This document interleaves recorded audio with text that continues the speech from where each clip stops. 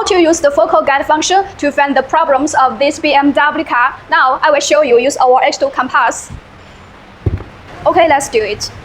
First we can click the diagnostic and choose the BMW. Okay, and click the automatic detection. Okay, please make sure the information is right.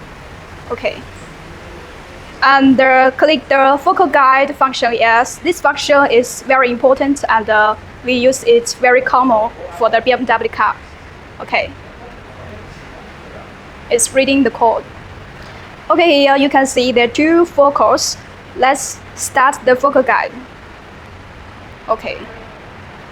And here you can see it shows the detailed information of the focal. Let's continue. For this focal, here shows some solutions for this focal. Also, it will give you some suggestions for how to solve the problem. Okay, finished.